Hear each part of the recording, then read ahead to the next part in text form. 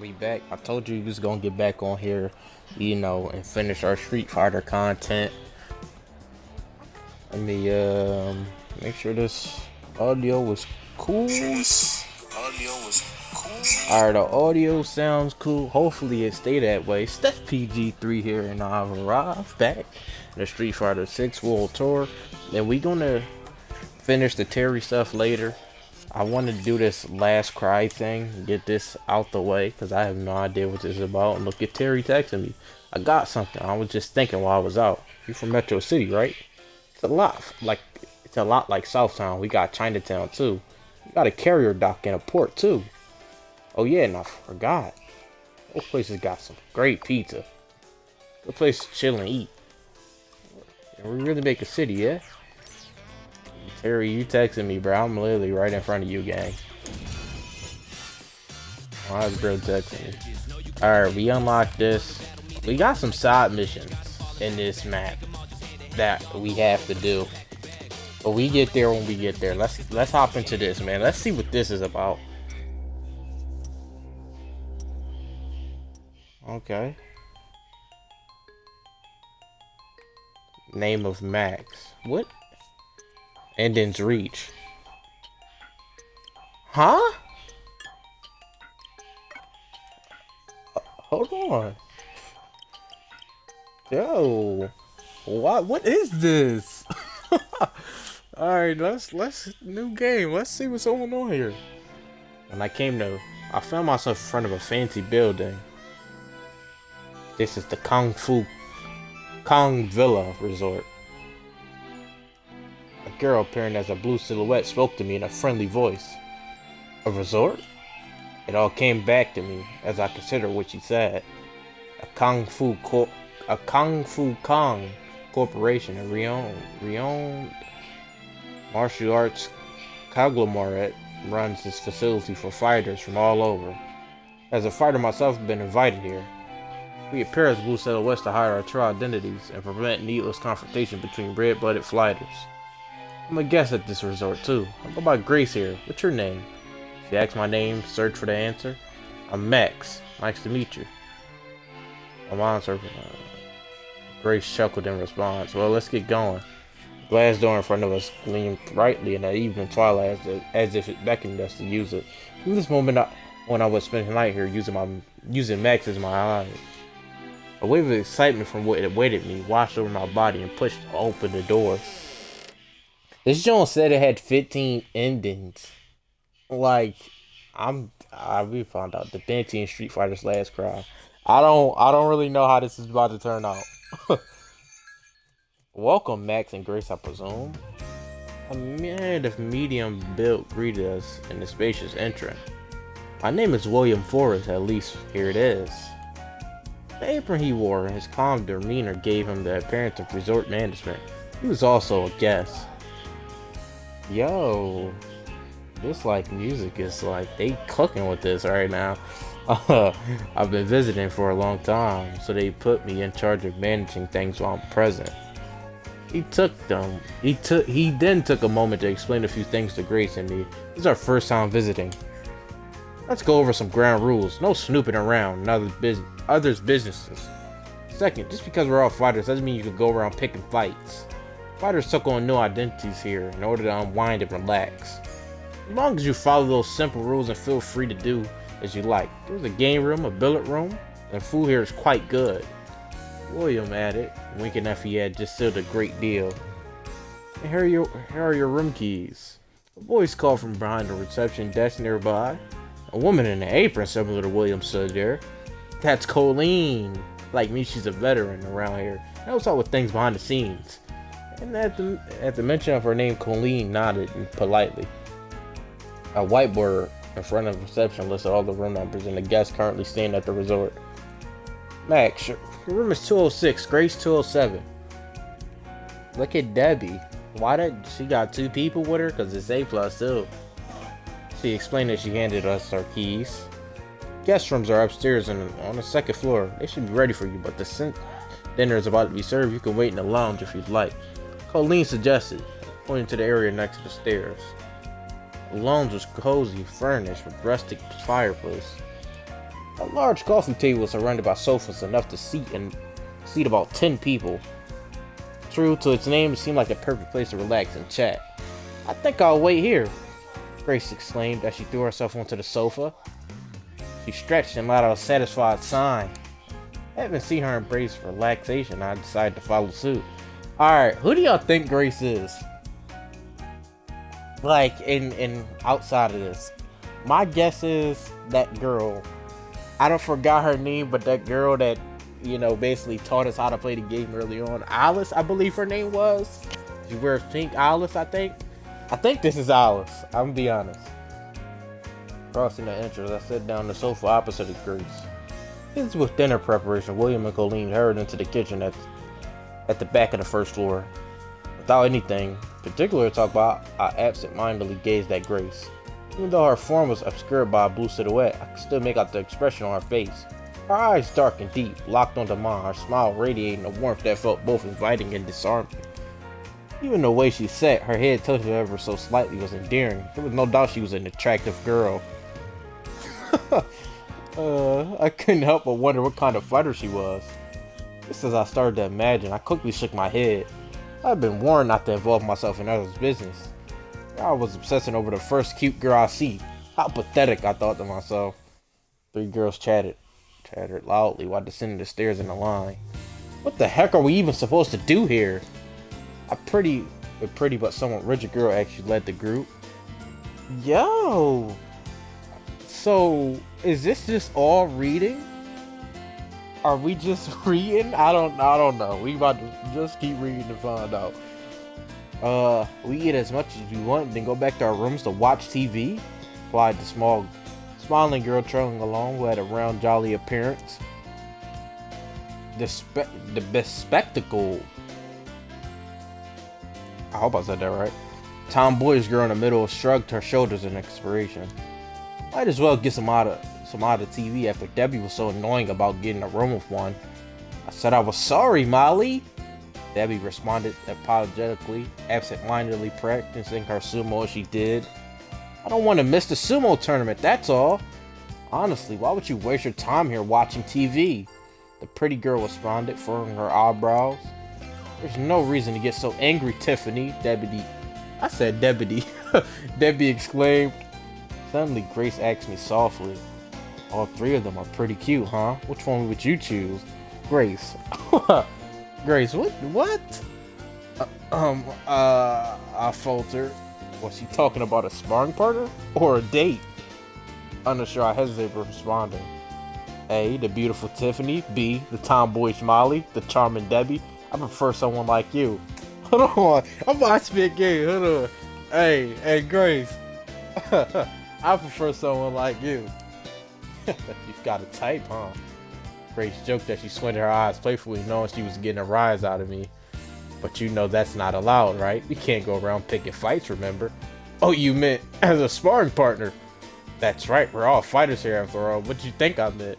Bro, Grace knew what she thought. she know. I mean, my response trailed off awkwardly.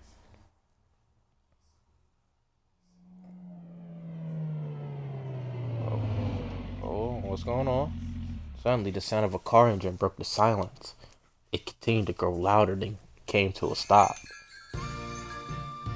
Yeehaw! Here at last! A middle-aged man with broad shoulders, a rugged look, and speaking in a distant southern accent stormed in. And then there was his wife, a delicate one with a fragile, almost melodic aura accompanying him.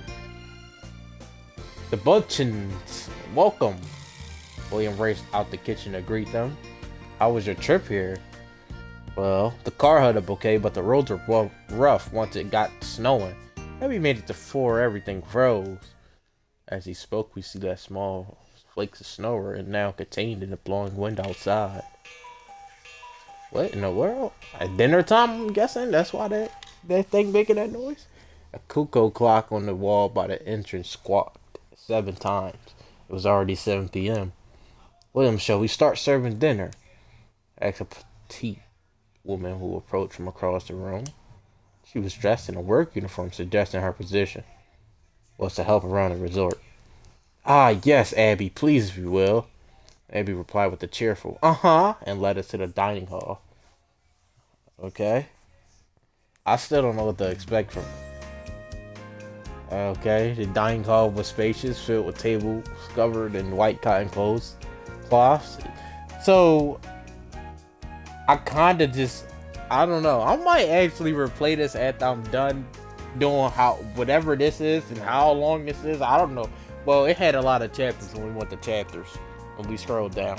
So I still don't know what to expect from this. Honestly, I don't know what's gonna happen. Pretty soon they're gonna make us fight eventually. I don't. I'm pretty sure they're just gonna have me have all my moves I got on my regular character. I'm not sure, but I guess we'll find out when we get there, right? The trio of girls from before in the Bachens. I hope I'm saying that. Bachenins took their seats at their respective tables. It seemed everyone assumed Grace and I were a couple as we were seated from across from each other at the same table. I can't wait. Grace smiled across the table, her eyes shining. Yeah, me too. Seems like the food here is pretty famous. I added as she tilted her head slightly in response. It's not just the food, she said with a smile. I get the feeling something's about to happen, don't you? About to happen? Like what? It feels like we've all come here and become people just a little bit different than our usual selves. For some reason, I feel like we have a part to play. A part to play? I looked over at William, who was prepping at the kitchen counter. You mean like we'll start helping out at the resort like William? Yeah, something like that. Grace replied while nodding. I think being with you is also part of it. Something might happen to us together. Grace, what you mean by that, man? The thought that I might have a greater purpose here made a fresh wave of excitement wash over me. I grinned. That means... Oh, hold on. So we're gonna have to be doing this a lot, it seems. We're gonna have a lot of choices. Hey, that must mean your part here is to guide me. That must mean our parts to play are as lovers, baby. um... I don't know, this kinda crazy. I feel like cool. This is wild. That must mean your part here is to guide me. Who knows? A mysterious smile curled on her lips. Before I realized dinner had come to an end. I was so focused on chatting, I barely noticed the food. Nothing better than a cup of tea after a meal. A man approached our table. With his sleeveless shirt showing off his beefy arms, he carried 2 cups filled near the spiller. He set the tea down half of spilling on the table and then gave a thumbs up with his collar's hand. Everyone says I make a killer cup. He introduced himself as Bobby. Like Abby, he helped out around the resort. Nice to meet ya. He laughed out as he slapped my back in jest. I figured it was a friendly gesture, but honestly, it hurt. It seems he didn't have a sense of his own strength. Despite most of his spilling, the tea was still refreshing. I set the cup down and suddenly caught a scent in the air. That smells good. What is that? As I searched for the source of the aroma, my eyes landed on a man in a corner of the table, casually tilted his cup. His hunched posture seemed oddly. Yo, why they start playing this creepy music, bro? Let me guess, he about to be the villain of this little story. Look at, he got the top hat. You know he giving them JP vibes. Let me guess, he gonna get up with a cane too. He gonna say, minion of this effort. It is. Over there, that's John. Abby sat quietly as she came to clear out. Why is she whispering? John a creep? Is he the boss?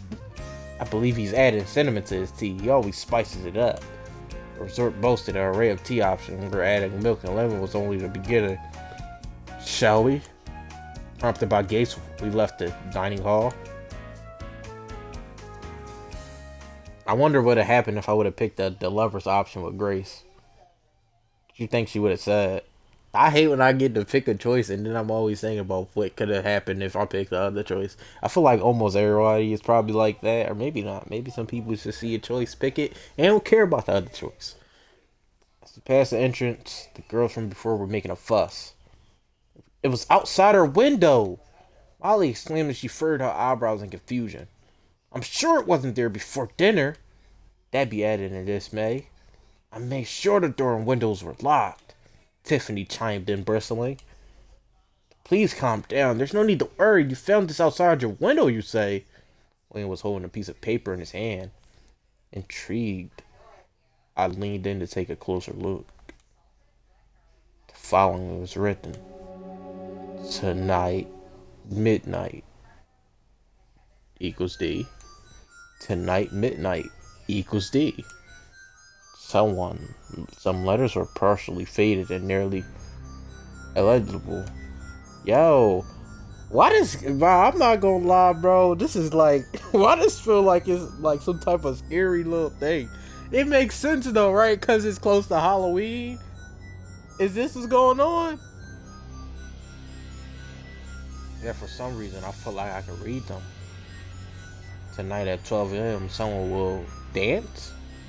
Doesn't it say someone will die at midnight? I'm not gonna lie. I'm assuming the end has got something to do with me. Imagine if I say someone will dance and somebody dies. Doesn't it say someone will die at midnight? What do you mean someone will die at midnight? That's so scary. Debbie panicked, her pudgy hands covering her mouth. This must be a joke, Tiffany said harshly. She looked at me with a hard stare. Cornered, I held up my hands defensively. Someone will die at midnight. I don't even know why I interpreted it that way. It was like a strange sense of deja vu, like this had all happened before, or maybe it's all predetermined, like an endless cycle, and it will all happen again. What's going on down there? I said down here. The Butchans came downstairs and joined the conversation. Chase took the paper from William's hand and snorted. They stuck this to the second floor window without no ladder or nothing. They must be out of their mind. Apparently the window in the next room was too far away to reach this by hand. The wind must have blown it in from somewhere and got it stuck up there. He had a point. That was indeed a possibility. Chase turned towards the girls who was looking upset and flashed a grin that revealed the shine of his gold tooth. Now you gals better turn those frowns upside down, you hear?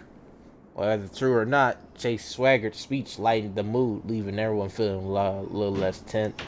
The girls headed back to their room as they mothered, while William returned to cleaning up. Okay. For some reason, I felt myself sitting down on the sofa in the lounge with the Butchans. Thanks for calming everyone down back there. Hey, that's what I'm here for, friend. Chase said with the smug expression painted on his face. Well, it might not look like it, but I'm a head honcho of a big old team back home, and when you're leading, you can't even let even the littlest problem slide. You get me? He gave off a somewhat shady impression, but there was more to him than meets the eye. Chase leaned forward as I couldn't help but be impressed. Someone like you, a youngin', I can whip you into shape and make you something real special. I go, really? You darn straight, Ken. Join the team, train up a bit. You'd be a hot shot, lickety split. I wasn't sure what kind of team it was, but the idea of being a leader sounded pretty cool. Chase continued pressuring me. How about it, Max? Want to join me? I considered it for a moment before answering. Sign me up? Sorry, I don't think so. Now, I ain't gonna lie, I thought this was about to be like a little short thing, a one and done situation thing. But it seemed like I'm gonna be having to get back on here so I can finish whatever this is right now. Yeah, sign me up, man. Why not, man? Sign me up. Sign me up. Yeehaw! Chase puffed out his chest with a grin. And it's a deal. We better get moving. From then, things started moving fast. Chase took me to the town where the team was located. And from there, I was under his command. I began as Aaron, but slowly made up my way up the ranks. Eventually, I became Chase's right-hand man. 30 years of sleepless nights and giving it my all. Having steered the team to success, I thought it was time to unwind and visit the resort again to reward myself. Yeehaw, here at last! My car fought through the blizzard to reach its destination. A few guests were already at the resort, it seemed. Little did I know, this was just the beginning. Whoa. Did he just say a little over 30 years of sleepless nights? 30 years? 30 years? It was going to be a long, harrowing night. Yeehaw, I'm the leader. And then...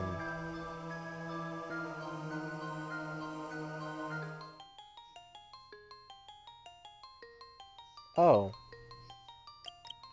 What happened about... Oh, that's just that. So I missed all this, because I took the invitation, so I missed these 3 chapters. Wait. Bro, how many... Downtown route. Bro, it's so many chapters. Alright. Wait. Oh yeah. Wait.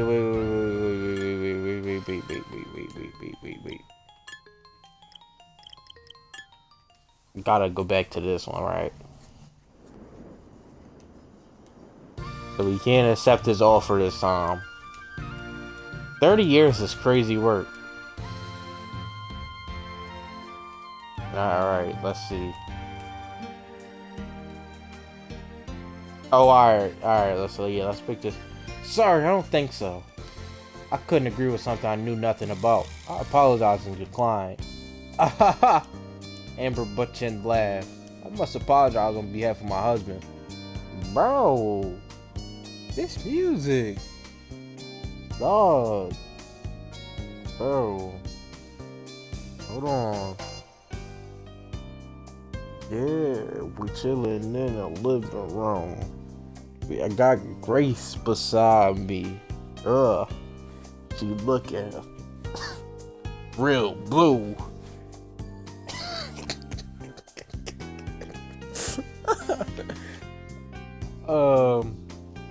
Like this, whenever he sees someone he thinks he can use. Come on now, Chase's face tense up like he just sucked on a lemon. Huh? Grace turned her gaze to the window and left out a noise. I think a little animal just ran by or something. I also glanced over. The snow and wind were picking up outside. A flicker of light reflected off the landscape outside. The headlights of a car. That's not an animal, seems like a car. Somebody about to knock on the window, bro? The car drew closer and the entrance door opened. Hello, everyone. It is I, the one and only Jonas Forberge. Here to dazzle you with my presence this fine day. A man with a thick beard shouted loudly. In one hand, he carried a long stick with a camera attached to the end. But he got a selfie stick? Must be one of those influencers. Chase questioned under his breath. Meanwhile, Jonas kept on talking to his camera. His man known as Jonas twirled his plate in place as he spoke, catching himself from all different angles. He was clearly recording a video. Excuse me, sir? William proclaimed as he rushed over. Could you please refrain from recording in the lobby? You need special permission to do so. The tone in William's voice was more stern than usual. Sorry, my man. Jonas shrugged and quickly put his camera away. Having finished his check-in, Jonas walked into the lounge without a hint of shame. Watch out, coming through. His tan face looking tough, but the grin on his bearded lips seemed rather shallow.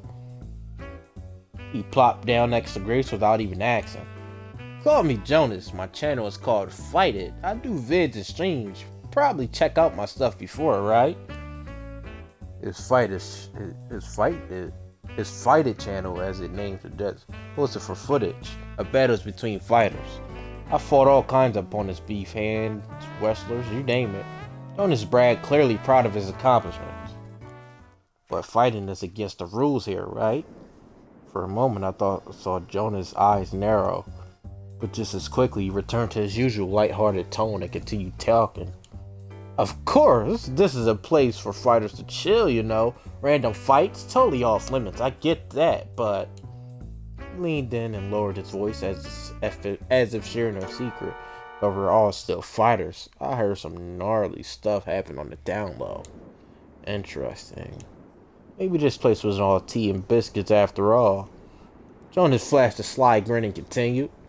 Plus, there are other rumors about this resort. Okay.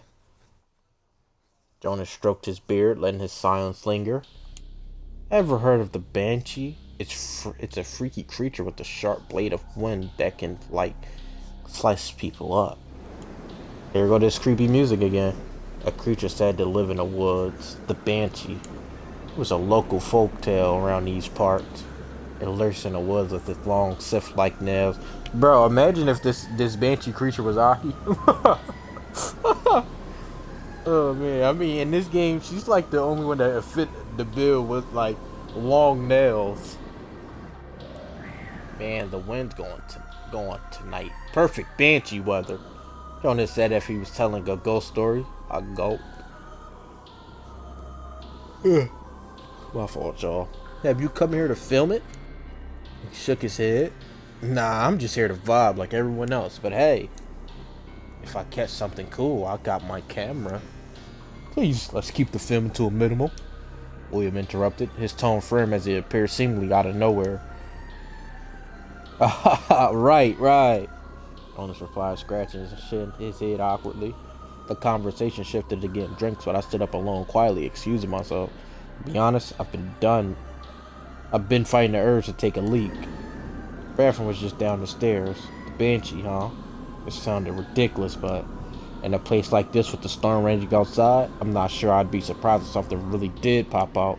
And as I was taking care of business, a chill ran down my spine, and that's when I heard something. What in the world? A scream so haunting it seemed to come from another world. What was that? I panicked and burst out of the bathroom. I wasn't sure, but I had a feeling it came from the game room. As I nervously made my way down the hallway, a shadow suddenly appeared in front of me. Whoa! I gasped in shock. It was Bobby. He was panting heavily, clearly flustered. Bobby, I heard a scream. He responded quickly before I could say anything else. Yeah, I heard it too, from the billiard room, I think. Bobby's finger pointed at the far end of the game room. What was that just now? Did you hear it too? William appeared, rushing over.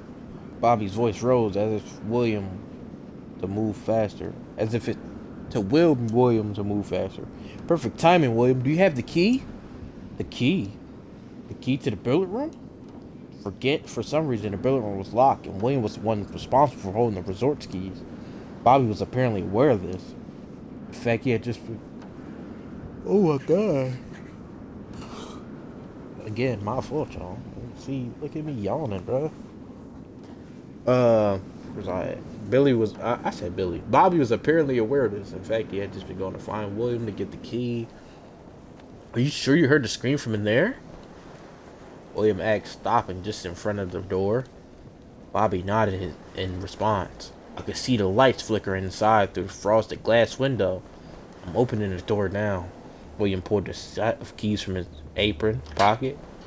He released the lock with a small metallic click. After a brief pause, he turned the doorknob. We stepped through the door carefully and with hesitation. The flickering light made it difficult to get a clear sense of what was inside. The room looked normal with the large billiard table standing in the center. We nervously huddled together and walked around it. Okay. Hold on, bro.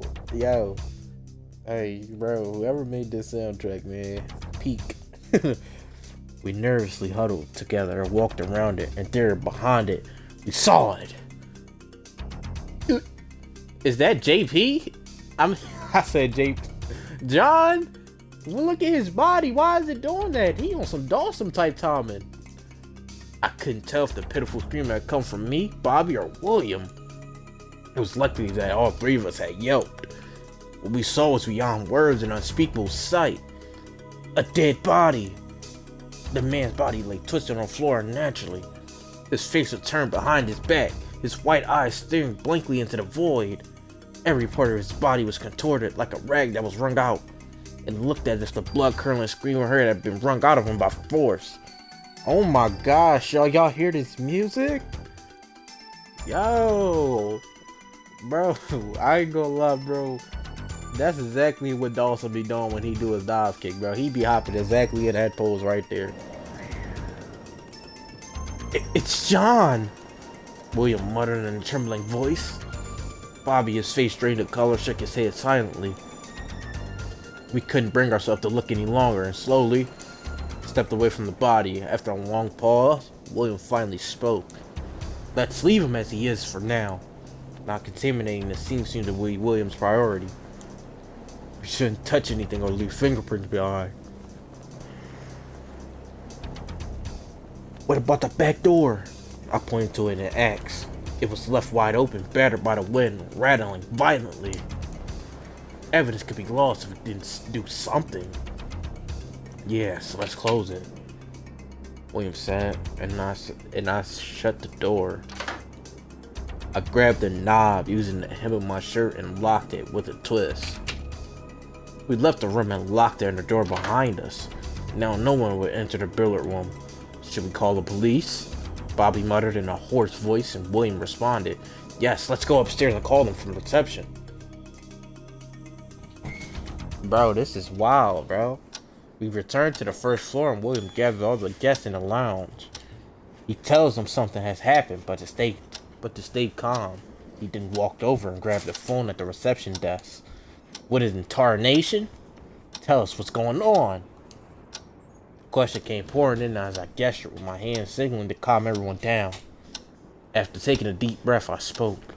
Someone has died. Died? What? Oh no. Everyone reacted in shock. Bobby, usually so confident, was trembling, and the tremor in his own voice made it clear that this was no joke. I spoke slowly, recounting what we had seen. The person who had died was likely John. The inner door to the billiard room had been locked.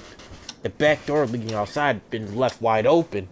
Are you saying it was a murder? Jonas asked, sounded serious. Could you have been mistaken? Colleen inquired. She spoke as she was trying to will that to be the case. I shook my head. I recalled the unnaturally twisted body, his neck twisted around to the back, his empty white eyes staring vacantly. The entire body was twisted like a rag, as if someone had gripped a doll and wrung it with all their strength. You know what would be good in that moment? If we had Jonah's camera. Then everybody could have saw it. Now, I feel like if anybody goes back down there, and let's say we unlock the door, that body will not be there. I'm betting that body is not going to be there when we go, if anybody ever goes back to that. A hush shuddered over everyone. Each person struggled to comprehend the situation. It's no use. William's voice shattered the silence. But see, I was right though. I said somebody was going to die. That's what the note said, and somebody died at midnight. Crazy work. The phone lines are down. The stormers knocked them out. This show then went from a peaceful setting to a horror game. Like, what is going on? He muttered, shaking his head with a grim expression. Y'all can try using my cell phone. Chase stood up and offered his cell phone to William. Called with concern, Chase's face dropped. What? No signal? That's right. It's insane that you miss all this if you just accept Chase's offer. And then you come back and then it just basically ends. Wow.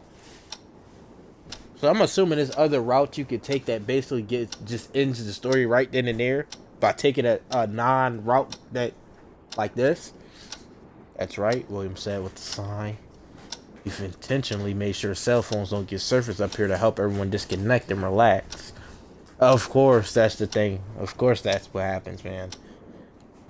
We could drive to a spot with the signal. Yeah, nobody's out just going to be driving in that windy, snowy weather outside, man. Jonas suggested. No, the roads are likely frozen solid, William said bitterly. If we got into an accident, we'd be stranded. The storm was strengthening by the minute.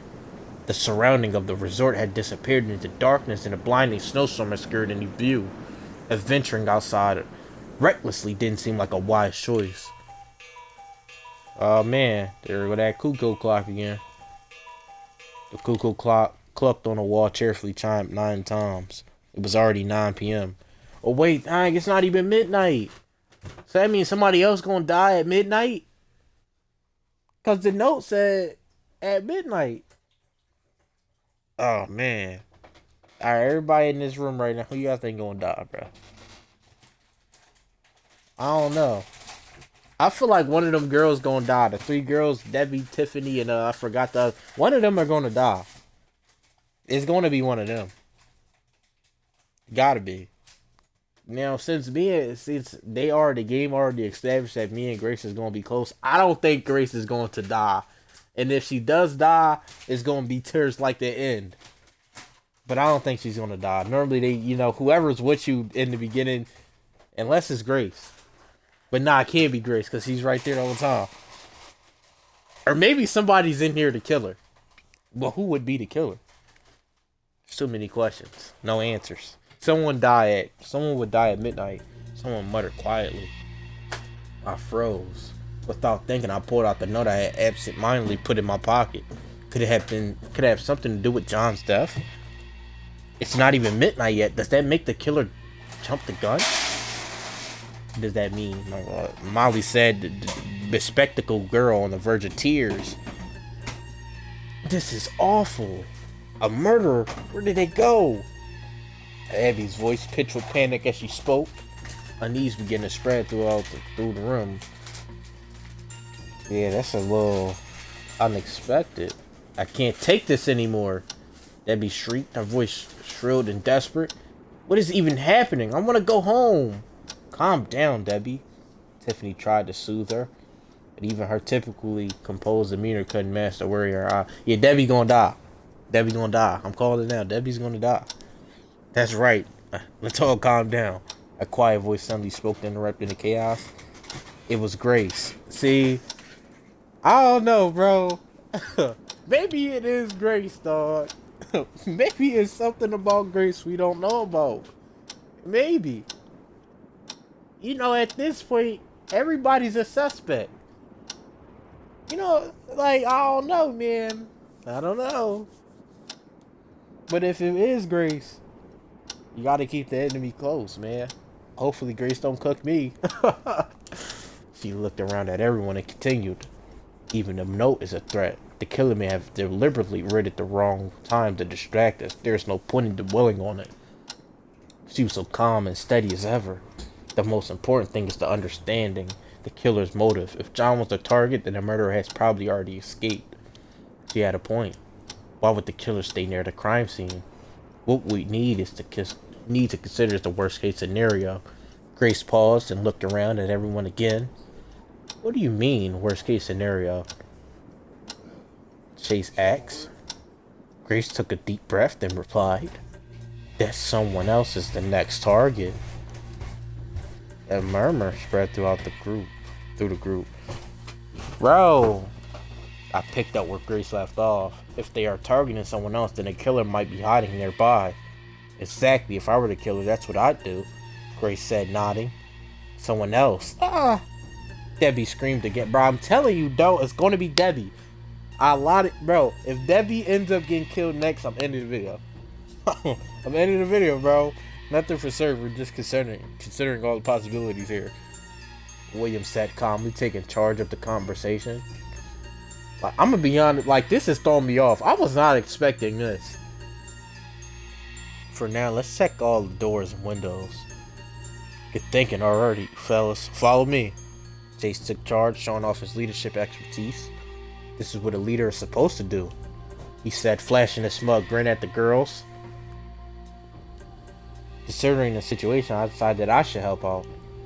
Let's start from the second floor, William suggested as we gathered in front of the stairs. William, Chase, Bobby, Jonas, me. 5 of us in the hotel in total. Be careful, Grace said quietly, waving her hand to send us off. We nodded and began climbing the stairs.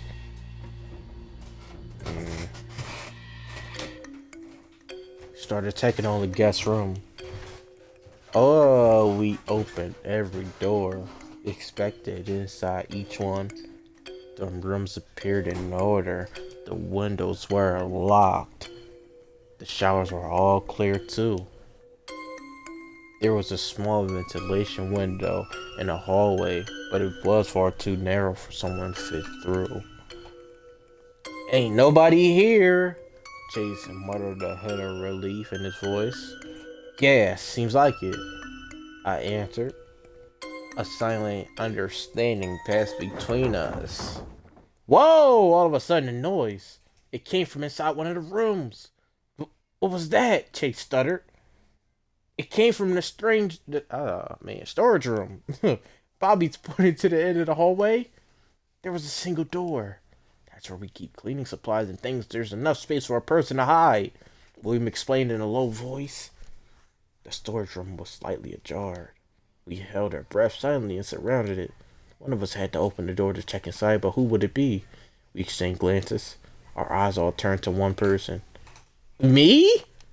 Chase whispered, his voice barely audible. The rest of us nodded in union. It looked like the leader was going to have to lead. Dang that bit. Chase gathered a resolve and grabbed a knob. I mean, Chase, you gotta expect, you're the leader. You said you're the leader. That's what the leaders do. And slowly opened it. And suddenly a tiny figure shot out. Yeah! A cat. Chase yelped as he stumbled and fell on his backside. The figure zipped past him and dashed down the hallway. A cat?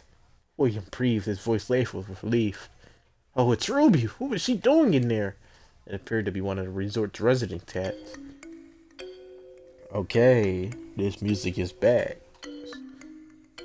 That was everything on the second floor, including the storage room. Confirmed safe. We headed back down to the first floor.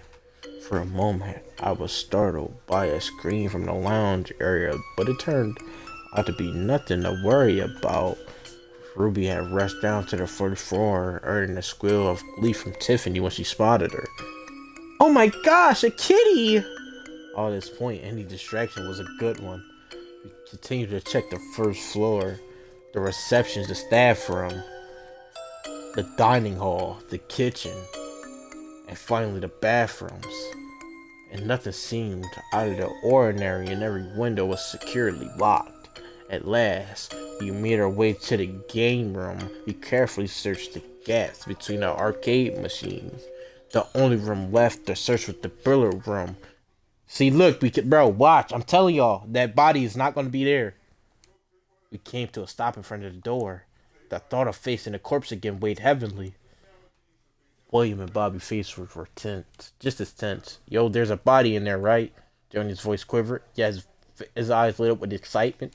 A camera had somehow appeared in his hands as if he was planning to capture the moment. Now wait just a moment. William shot a sharp glance at the camera. I hope you don't intend to use that. Of course not. Jonas quickly hid the camera behind his back. I'm just having a peek. No, we better not. William shook his head. We checked everything in there after we found the body earlier. No one was around, and we locked the back door. He was right. The billiard room should be completely secure. It was best not to interfere and preserve the scene. We explained our logic to Jonas and returned to the lounge. Alright. I don't think that was a good idea. Simply because I feel like even though we already checked it, checking it again would be a good idea. Because you don't know what could happen. I still personally think the body is not in that room anymore. But I could be wrong. Hopefully we get to check it again, but I feel like it's going to be gone. There's no way that body is still in there. There was no sign of anything unusual within the resort. Hearing this, a sense of relief washed over everyone. As long as the front door was locked, no one would be able to get inside unless they broke through a window. All we had to do was stay vigilant throughout the night, keep an eye on the weather, then head out tomorrow. We could then contact the police, and everything would be fine. These thoughts cascaded through my mind like a waterfall, until one single thought trapped in the current. Could the perpetrator really have escaped outside? Honestly, John's killer could be any of us. This possibility shouldn't be ruled out. I took a deep breath and spoke up. The killer, it could be any one of us. A sudden shift in the air left everyone uneasy. Alright, see, Everybody was on each other's side, but saying that has is now going to make everybody turn against each other. We've all seen this before in every movie, cartoon, anything. But this had to be known. Like, anybody can be the killer here. It's just how it is. But dog, I don't know. I feel like maybe that shouldn't. Should we have really had said that though? Like, now you're making everybody just not trust one another. The only people that really know each other here, off rip from day one, is the Butchans. You know, cause that's husband and wife.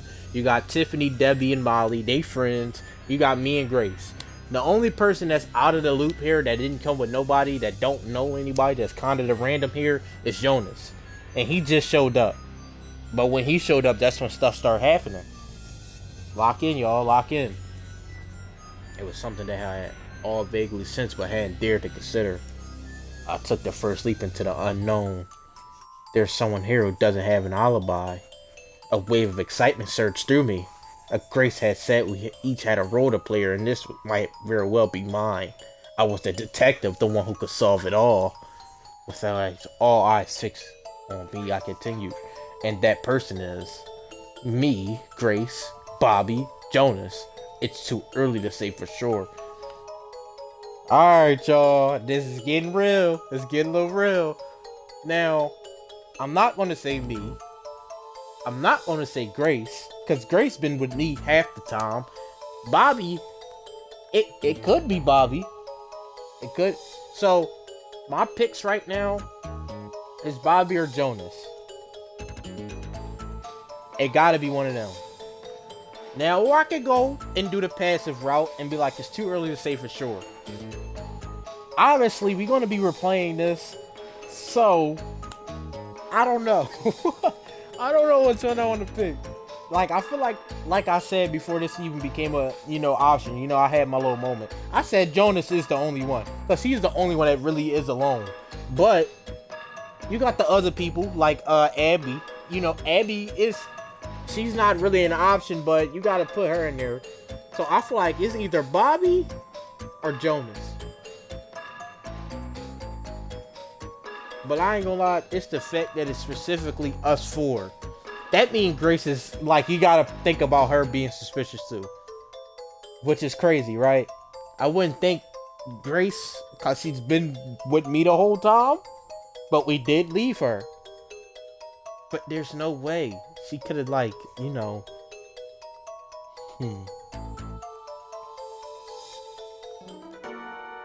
Jonas!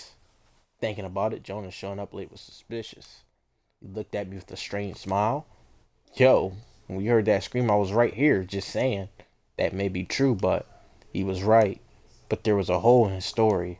I told him, you have an accomplice, don't you? We have the timeline of the crime all wrong. You're wearing a disguise. We have the timeline of the crime all wrong. You're wearing a disguise. You're wearing a disguise. A disguise? Jonas shouted in a bewildered voice. You think this beard's fake or what? My intuition told me he was lying. I grabbed Jonas' beard and yanked as hard as I could. Ow! She screamed in pain. Oh, the feel of his beard was unmistakably real. What the heck are you doing? Jonas pushed me away with a thud. Why the heck would I need a disguise anyway? Well, I hadn't thought about it. I couldn't answer. They're just trying to act like you've got it all figured out to seem cool. Jonas glared at me while stroking his beard. Sorry. I shrieked back, feeling small. Very well. William Webb. I'm not gonna lie. I low-key want to go back. Bro.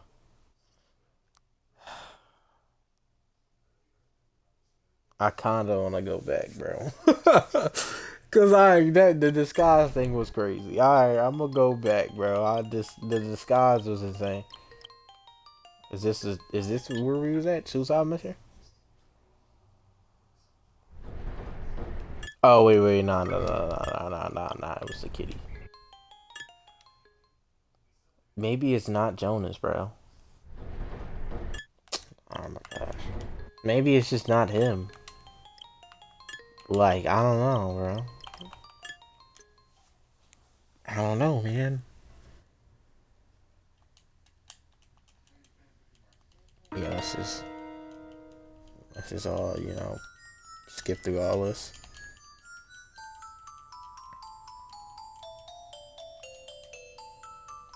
Alright. I'm not gonna lie, we gonna do this one. It's too early to say for sure. That's right. There ain't enough clues to figure this out. I shook my head. Indescribable aggressment filled the lounge. Very well. William, who had been unusually silent, raised his voice as if he had made up his mind. Let's check around the outside of the resort. A whisper spread through the group. William continued in a calm tone. Quickly, checking the surroundings should give us some assurance that there's nothing to worry about us. About, yes? Don't count me in, Bobby said. I don't know. I don't know why I keep getting Bobby and William confused. But, yeah, Bobby could definitely, because he was down there as well. So he could most certainly be, the one that did all this. It was the same group as before I knew I should go too. Jonas also stepped up, presumably thinking the same thing. Chase didn't move. I reckon I stay here and look after the ladies. He was likely feeling a sting of embarrassment of having screamed at nothing but a little cat. We set off as a group of 4. As Jonas suggested, we decided to split into 2 groups to circle the mansion from opposite sides. This way we could surround anyone that came across. We meet around back. Agreeing with William, I started walking alongside Bobby. We circled the outer wall, going left as the wind and snow blistered around us. Blustered. William and Jonas moved in the opposite direction. Despite the darkness, lights were scattered around the area, faintly illuminating our surroundings. At the half point, I turned my gaze to the forest. Who could possibly stay out here in conditions like this? It seems unthinkable. Just as the thought of crossed my mind. Whoa! A scream cut through the air. Bobby and I looked at each other in worry. We ran towards the back of the mansion. I hurried forward, glancing around, but the pelting snow stung my face, making it hard to see. I turned the corner, and a figure suddenly appeared. Ah! I didn't even have time to react. The figure lunged forward. Oh!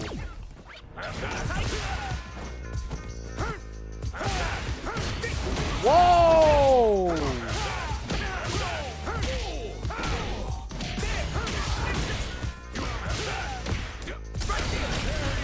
Bro! Alright, this is fire. That's fire. That's fire. That's fire. I'm not gonna lie, that's fire. What happens if you lose, though? In the heat of the moment, I somehow took my opponent down. I knelt down, unable to believe my eyes. William, the figure that had lunged at me, it was him? Ronan Williams spoke in a broken sentence. He explained that he had been suddenly hit from behind during his patrol. And right after that, I ran into you. He had mistaken me for the one who had attacked him. It was simply the result of poor visibility. I was the one who hit you and the murderer. Was the one who hit you the murderer? Was it Jonas? Bobby asked, nearly frozen with surprise. Where is he now? Thornton grew fiercer, cloak and everything, and Jonas, are you out there? Bobby screamed, Bro! Yo! But the wilderness swallowed it whole. William fainted, and only silence remained. Jonas' absence was unsettling, but considering the situation I was looking for him would be futile. We should give him to safety. Upset, Bobby nodded in agreement. Together we lifted his limp body and made our way to the entrance. Bro, what? It was actually Jonas? Jonas went after William and then Max just knocked him out clean? What in tarnation is going on? I laid William down in the staff room and went to the lounge, only to find Chase waiting for the eager to approach me. We're not entirely sure Jonas may have been the one who hit William, and then because of that, we ended up fighting by accident. We ran into each other. I mumbled, struggling to explain. This ain't making a lick of sense. Chase's expression remained unclear, as confusion evident. The other in the lounge were looking uneasy too. I didn't blame them. A lot had happened. As Bobby and I kept explaining, everyone began to piece together what had actually happened. So you're saying Jonas did it? I shook my head to indicate my lack of confidence. If Jonas did attack William, then there would be some kind of reason. It wasn't clear if this was all connected to John's murder. Either way, Jonas had seemingly vanished into thin air. There was nothing more I could add. So you did. So did you figure out anything else? Grace inquired. She was expecting me to evolve into my role as a detective. I tried to think hard when to meet her expectations. Yo, bro, Grace got a lot of faith in me, bro. I don't know what's going on with that. Now that you mention it, we found the Banshee. The freaky thing Jonas was talking about. Chase asked that I nodded in response, turned to face everyone. A strange creature that slashed with blades of flint. I now knew the creature's true identity. The Banshee is Jonas, William, Ectoplasm. Ectoplasm. Jonas. William. Ectoplasm. Like what? Ectoplasm. That's right. As you know, many of the world's strange phenomena are caused by ectoplasm. The Banshee is no different. No one challenged my statement. That meant they accepted it. The truth is out of this world. I puffed up my chest, feeling triumph. What? All of a sudden, another scream echoed throughout the air. That gotta be William, bro. He came back to finish the job. Huh? What the? No way! Everyone erupted in a flurry of confusion. Tension was etched on every face. The scream had come from downstairs. Sinking feeling told me it was coming from the billet room once again. Let's go check it out, I said to no one in particular, then took off briskly. Bobby and Chase followed close behind. We stopped in front of the billet room. Up until now, there had been no sign of anything unusual. Not here again. I felt a sense of deja vu from the flickering light through the frosted glass. I reached for the door handle, and then I noticed, where's the key? Of course William has it, Bobby responded. Should I go get it? No, I ain't got time for that. Chase's voice was sharp. He was right. We couldn't spare a second. It's just a dang wooden door. Break it down. Chase exclaimed. Bobby kicked the door near the handle with all his strength. The hinge of the door winged. A lock snapped. The door swung open. We charged into the billet room. At first glance, everything seemed unchanged. There was no sign that anyone was hiding inside. But to me, there was something different. It was the smell. The overwhelming symptom of something burnt. What is that smell? With a growing sense of unease, I circled around the billiard table in the center of the room.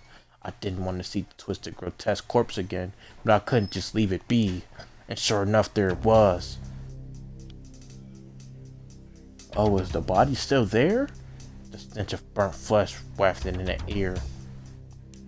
The body was severely charred, burnt beyond recognition. What the? Bobby recoiled at the sight of a body covering his nose. The corpse, twisted in agony as it had just collapsed in pain, was still smoldering. The nightmarish sight nearly made me gag, the bowel rising in my throat as I struggled to hold it back. What the heck's going on? Chase asked. He turned away to avoid looking directly at the body. I knew how he felt. I too wanted nothing more than to look away. Well, the culprit ain't here. Let's hit him back. Chase's voice sliced through the tension. Bobby, his face drained of color, nodded quickly. Yeah, let's get out of here. This is beyond us, Bobby whispered as he turned sharply and made for the door. As for me, I hurried and followed right behind him. I forced down my disgust and kept closer to the body. I crunched down and examined the body further. It had clearly been exposed to intense heat, the entire body charred beyond recognition, but the body was no longer contorted. How? Something was lying beneath this body's arm. I gently pushed it aside to get a better look, but the burnt skin crumbled off with a nauseating crack. The repulsive of the feeling nearly made me cry out. I bit my tongue and picked up the object. Is this a key ring? It looked familiar. That's right, it resembled the one Williams always carried. But why is it here? A second scream, a burnt body, a key ring. There was so much I didn't understand, but the sight of the body in my peripheral vision kept my thoughts scattered. I turned away and decided to head back to the others. Huh? So that was a different body? Then somebody go check on William?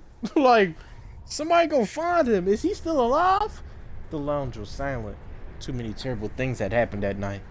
Everyone was at a loss for what to do. Shall I get the tea brewing? Colleen stood up, her expression kind. Good idea, I'll help. Abby chimed in. How many won the cup? Abby looked around the room, counting on her fingers. Colleen, Abby, the three girls, the Chance, Bobby, Grace, and myself, 10 people in total. If you exclude William, who was resting in the staff room, everyone was here. I don't like hot things, so no tea for me. I just feel like William shouldn't be apart from the group. They could have set him down on the floor or something, bro. Because why, in a situation like this, why would you separate? It'd be stupid. Ruby the cat said. A faint chuckle passed through the group. Well, then 10 cups, including the cat. Abby and Colleen handed off together towards the kitchen. What a night had it been. The screams, the twisted corpse, the banshee. If I were a better detective, maybe I could piece together the puzzle and find the answer, but I had no idea. Eventually, Colleen and Abby returned to gave out the tea. The fragrant aroma from the cup seemed to ease our nerves. This is beyond us now. I recall the words that Bobby said earlier. I agree what was happening here was beyond our control. Everyone returned to their room, locked their doors, and waited for the morning. It was the safest thing to do. I'm not sure who came up with the idea, but we all agreed it was the best course of action. I returned to my room, pulled the sheets over my head, and laid down in the bed. I was completely drained. At midnight drew closer, I thought I heard a knock, but I stayed in the bed, not moving an inch. I was done with mysteries, no more. I gave up and drifted off to sleep. If only it were a dream. And so we didn't figure out who it was.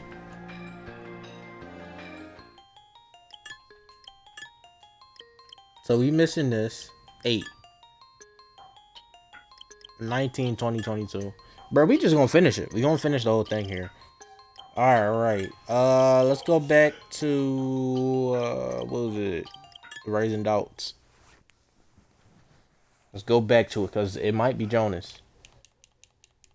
So yeah, let's skip all this. And me saying ectoplasm probably didn't help either.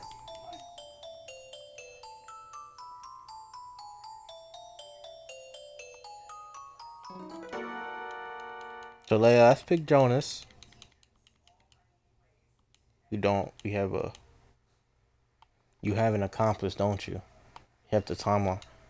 We have the timeline of the crime all wrong. The scream was not necessarily at the time of the actual crime. It's entirely possible that John was killed before the scream was heard. The scream was actually came from the TV, the cat, the banshee. The banshee, that's right. Spirit of the wind, the banshee. Think about it. It wouldn't be strange for the banshee to scream like that. No, I don't think so, Jonas said with a serious expression. As far as I know, the banshee is not a screamer. In fact, it seemed that they preferred to strike silently. Not to mention that it doesn't sound like the wind. It seems I was completely off the mark. I slumped my shoulders.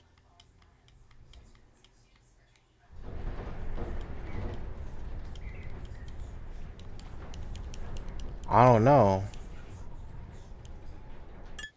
So that mean I was that didn't go nowhere then.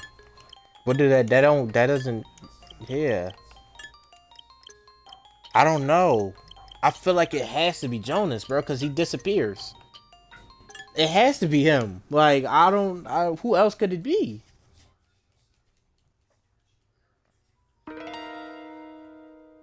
Him having an accomplice gotta be. Maybe that's it.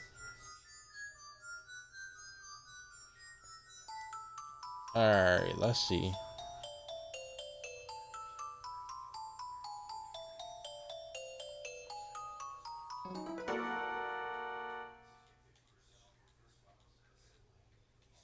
Alright, let's see. You have an accomplice, don't you?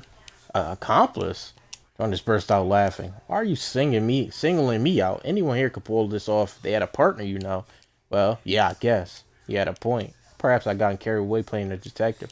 I sheepishly backed off. So it's not Jonas. Because none of the decisions I'm making, I don't know, gang. Oh man, I pressed the wrong thing, bro.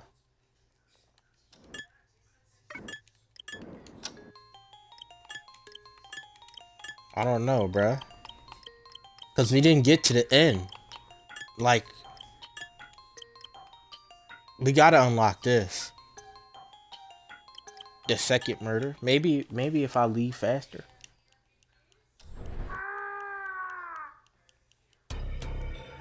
Alright. Let's skip through all this. There's no way it's Bobby though. It can't be Bobby. Maybe it's Grace. Like I don't like. How could it be Grace though? It can't be me either. Like who could it be? It's so weird. How do you even figure this out, bro? I already followed. I don't think this done anything.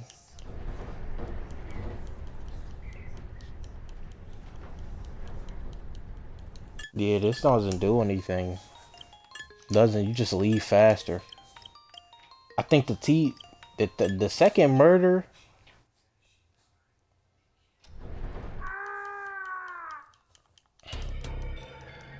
Maybe it's just my choice here. Obviously, ectoplasm sounded dumb, honestly. In fact, nobody ain't say like the ectoplasm just. You feel me? Alright.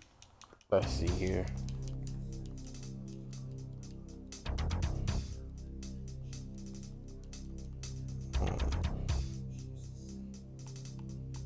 Because this is how you find the ring.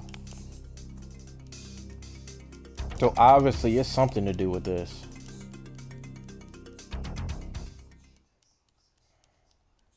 Was the ectoplasm thing after this? I mean, it was before this.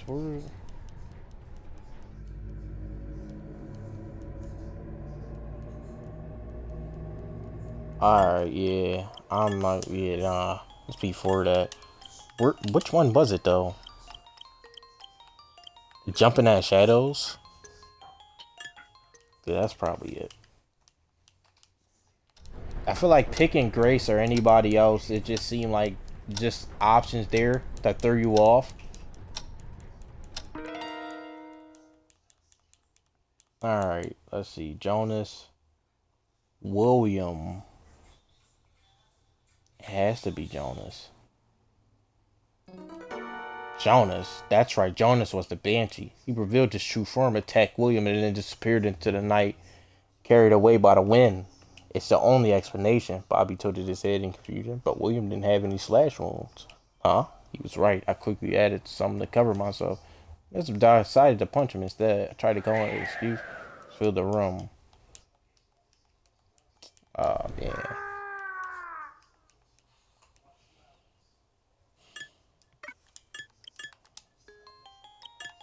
Yeah, that ain't it either then.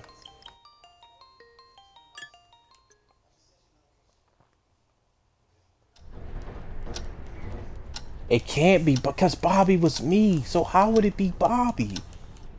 Like, I don't know, bro. It can't be him. William, maybe? William, during our fight, William used techniques involving blades of wind. I recalled our battle. Yes, it made so much sense. William must have fought someone here before, and from those story rumors that a banshee had spread. Come to think of it, when Jonas mentioned the banshee, William quickly steered the conversation another way. He was worried about his true identity being uncovered. Could be I reckon. Chase nodded. The others in the lounge seemed slightly impressed by my revelation. I'm not gonna lie, I can't believe I missed such an obvious clue. Cause Sonic Booms, that's the Wow, how did I miss that? How did I miss that? All of a sudden, and then you hear this. You hear this. You skip all this.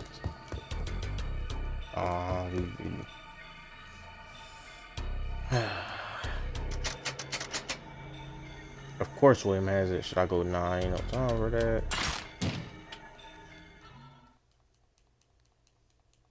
We skip all this. Now leaving in a hurry is obviously the not a good decision here. So doing this one is obviously the smartest choice. Key look familiar, that's why he was doing one more. But why is it here? Second screen, burn body, key ring. Turn away, decided. Okay. Let's see if this dialogue changes here. Lines of silence, we need everyone. So I'll go get this. Okay. Include Ruby Cat. Okay. Ice Cream, the Banshees, but no idea. Bring beyond us now. Waited for more. Safest thing to do. Rome, complete train. Stay no more. Yeah. It's a choice that I'm missing here, bro. I don't know, bro. How do you get any? Like, how do you get 8? How do you get 18?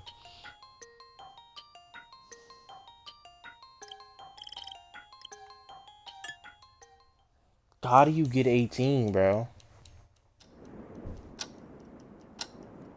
I don't know, bro. Like, it got maybe that's what the game wants you to think. Maybe it's supposed to be the unexpected. Like, I wish we could like faster skip through this, but maybe that's what the game wants you to think, right? Cause like, let me think about all my decisions so far. I don't think all my decisions wouldn't necessarily affect this right now, would it? I don't know, bro.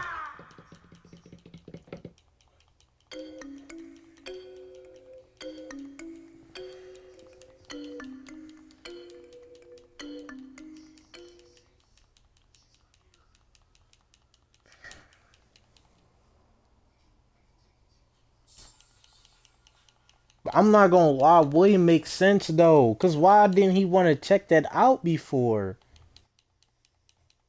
It makes like it gotta be him, bro.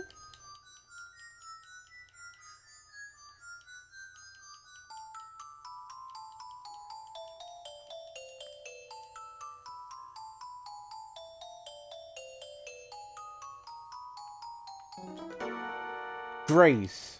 Point that accusatory finger towards Grace. She silently raised her eyes to mine. Even in moments like this, she remained calm. She had previously discussed the killer's intention. She speculated the murder might be lying in wait, and that could be trying to target someone else. She put herself in the killer's shoes. Of course, that didn't mean she killed someone herself, but I couldn't help but feel that if she were to kill someone, she would remain calm as a kid.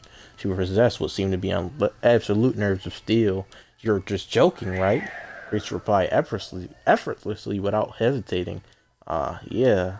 I expected her to react even slightly, but she simply brushed it off unfazed. Very well, Willie Matt. Alright, so Grace, nah. Nah, that Grace is just not the one either. Oh man, what in the world? We gotta get like another path here, bro. We don't have a lead.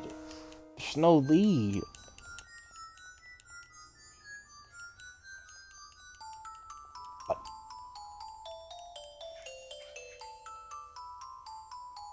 Maybe Bobby? Like, that's the only one we haven't picked yet. Bobby. Bobby's the one that stood out to me. Bobby emerged from the game room just after the scream. He claimed he was going to fetch the key. If we can believe that, he also helped around the resort. He likely had ample chance to make a spare key if he desired to. If we assume he had a spare key, Bobby could have locked the door after the crime, then pretended to go get the real key, which is when I crossed paths with him. Something like that. Afterwards, he could have discarded the spare key somewhere, or else he could be carrying it. Are you accusing me without any evidence? Bobby glared at me, his voice driven with menace. If I search you and find a spare key, if I'll make you eat those words if you want some, come get some. Oh! We fighting Bobby!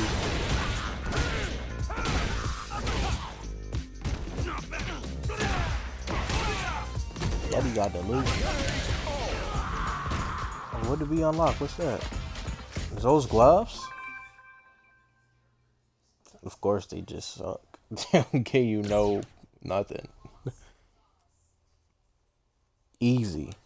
Bobby was a tough opponent, but somehow I managed to defeat him down. His strength was no match for my brains. Huh? That's strange, no spare key? William mumbled quietly as he searched Bob. He must have disposed of it somewhere. William gave me a puzzled look. Are you sure he's the culprit? Huh? Well, the possibility that he was a culprit wasn't exactly zero. But then again, there was no evidence to prove it. Well, maybe, I said, scratching my head. An unbreakable silence filled the room. Did I do something wrong? I had. I just beat up someone who was innocent. The group gaze pierced through me like a sharp dagger. The case remained unresolved. Outside the resort, there was no sign of storm ending. I felt like the night would stretch on forever. A long, hard night. Alright, so yeah, Bobby obviously wasn't the answer there. So that's a oh, that wasn't the downtown, right? It was no other ending.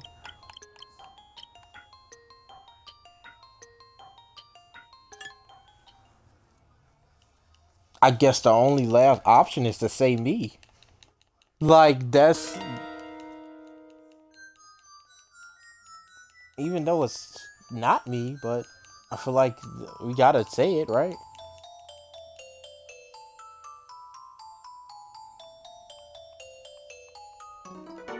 Me! I raised both of my hands aggressively to myself. I was alone when the screams echoed through the resort. Pretty to hear it. The bathroom slipped out the window and made my way to the crime scene through the back door. There I killed John, slipped back in the same window. That's how I mastered criminal of mine. A crime. Of course, there's nothing more than a deduction based on logic. I said, my small tight as I continued. But the only one who's truly suspicious is still me, Grace, Bobby, Jonas. Too early. Alright, so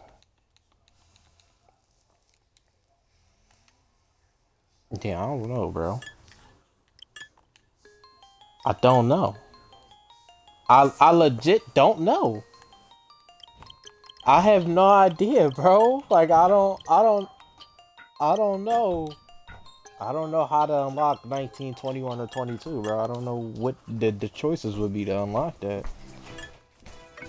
It don't make sense, bro. I don't know who you picked there, bro. It's not adding up. It's just not, William is like the only one that's really suspicious here, bro. Alright, let's try picking a different option. Let's see if we can get at least a different ending here. See if this helps us out, bro.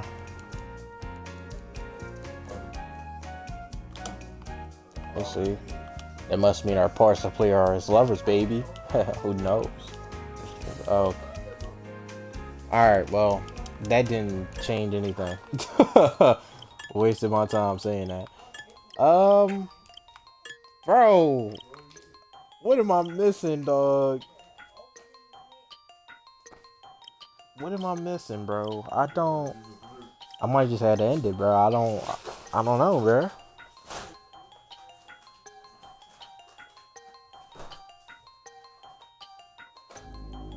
I don't know, bro. I'm so confused, bro. Like, who?